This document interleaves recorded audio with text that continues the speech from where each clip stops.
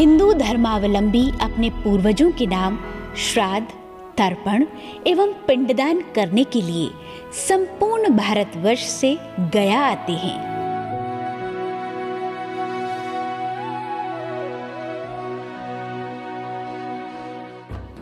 गया श्राद्ध, तर्पण एवं पिंडदान की स्थली है, जिसमें फल्गु नदी के अविस्मरणीय योगदान को नकारा नहीं जा सकता। मगध के हृदय क्षेत्र गया के मध्य भाग में प्रवाहमान फल्गु नदी झारखंड के हजारीबाग के जंगलों और पहाड़ियों से निकलकर बोध गया और गया होते हुए पुनपुन में विलीन हो जाती है। अगर इसका धार्मिक महत्व देखें तो गंगा नदी भगवान विष्णु के नख से निकलती है, जबकि स्वयं भगवान विष्णु जल के रूप में द्रवित होकर फल्गु नदी में बह रहे हैं। यहाँ जो फल्गु नदी अंतः सलिला फल्गु नदी है, वह बालू को लोग पैर भी रखते हैं, उससे भी अपने माता पिता को ऋण से मुक्त मिल जाता है, उसको मुक्ति मिलता है। माता पिता को ऋणी से उऋणी हो जाता है।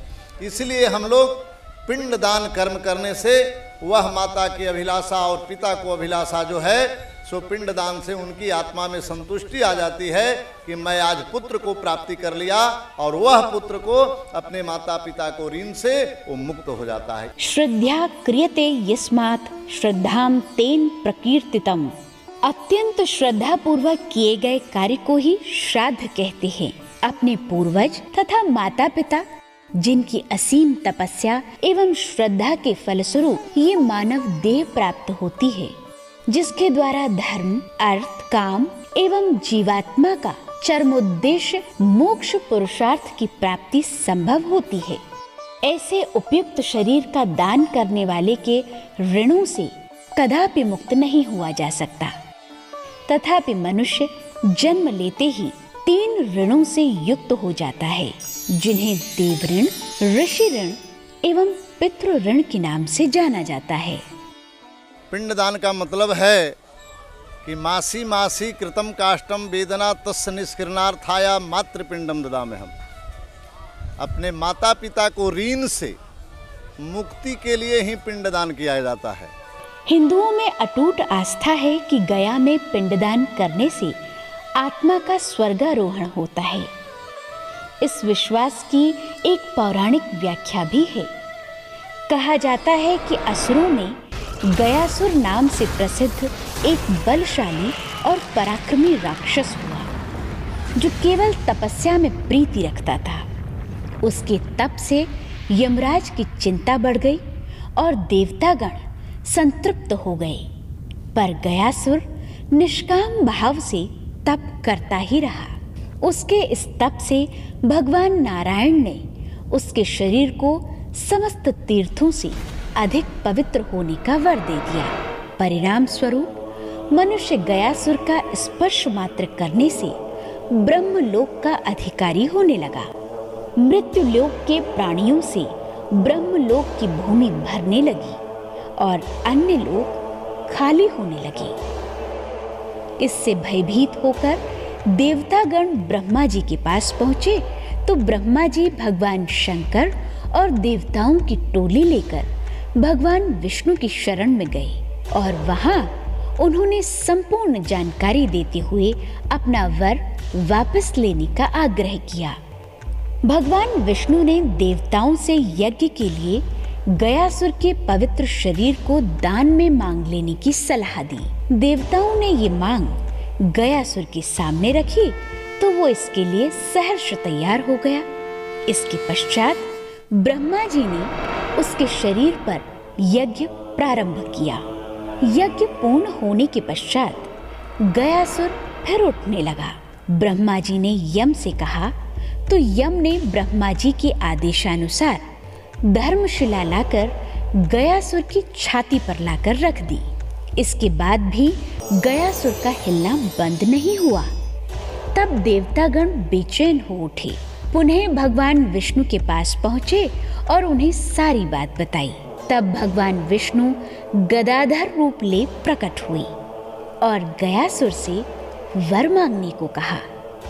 तो गयासुर ने कहा, हे प्रभु, जब तक पृथ्वी का अस्तित्व रहे, जब तक चांद तारे रहे, ब्रह्मा, विष्णु और महेश इस शिला पर विराजमान रहे। भगवान विष्णु ने तथास्तु कहते हुए गयासुर के ऊपर रखी धर्मशिला को इतनी कसकर दबाया कि उनका चरण चिन्ह धर्मशिला पर स्थापित हो गया। गयासुर अपना जो विस्तार शरीर रूप किया था, तो वो जो ये सीना है, जो हेड होता है, वो यहाँ पे है विष्णुपाद मंदिर के नीचे। उस पर भगवान गया यज्ञ किए। गया यज्ञ करने के मतलब है 36 कोट देवता को आवाहन करके यहाँ पर गया यज्ञ किए और सबों के सामने गयासुर को प्रदान दिया। गया में श्राद्ध कर्म फल्गु स्नान से प्रारंभ होता है। भक्तजन यहाँ स्नान कर पितरों को विष्णु लोक और स्वयं को योग एवं मोक्ष की प्राप्ति की याचना करते हैं। विष्णुपद यानी भगवान विष्णु के चरण चिन्ह पर प्रतिष्ठित मंदिर को ही विष्णुपद कहते हैं। इस मंदिर का निर्माण इंदौर की महारानी अहिल्याबाई होलकर ने सन 1766 ईस्वी में कराया था। संपूर्ण मंदिर काले ग्रेनाइट पत्थरों को तराशकर बनाया गया है। मुख्य मंदिर एक खुला मंडप है। मंडप की छत 8 कतारों में प्रस्तर स्तंभों पर टिकी है। मंदिर की ऊंचाई 100 फीट है।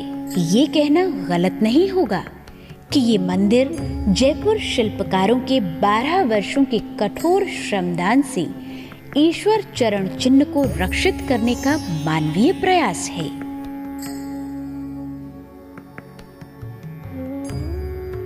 मंदिर के गर्भ में 13 इंच लंबा शिला पर अंकित चरण चिन्ह चांदी से आविष्ठित एक अष्टकोण कुंड में सुरक्षित हैं।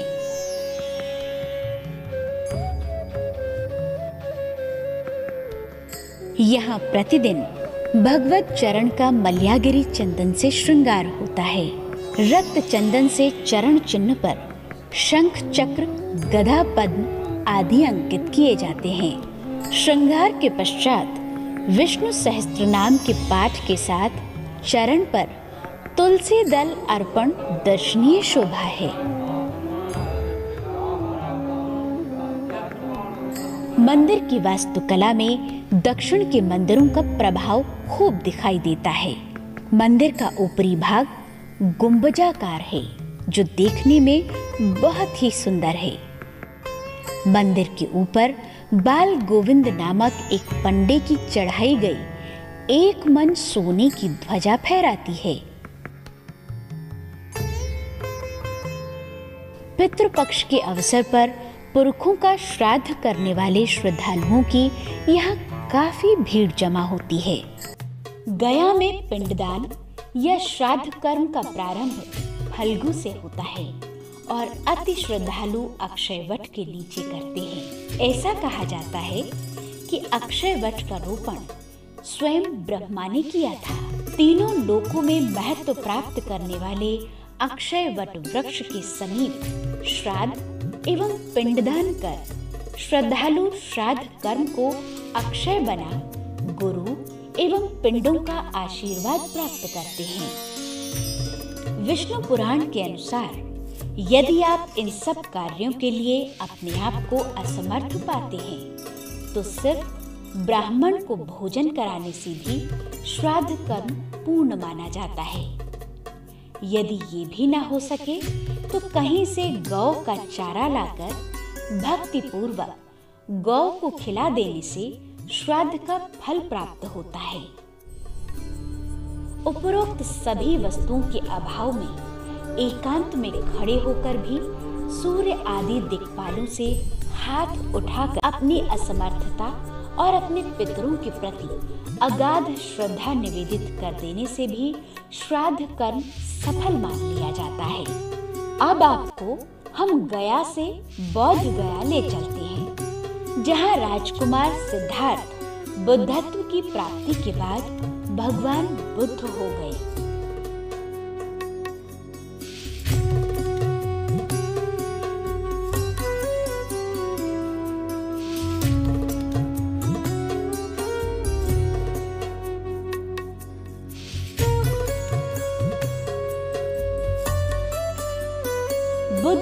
कहलाते हैं जिन्होंने सालों के ध्यान के बाद यथार्थता का सत्य भाव पहचाना हो।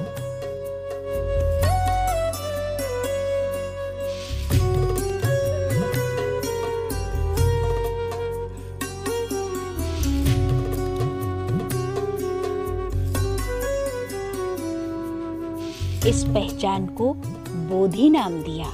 आज उसी स्थान पर 5वीं से 6वीं शताब्दी का भारत में पूर्ण रूप से ईंटों से बना महाबोधि मंदिर स्थित है।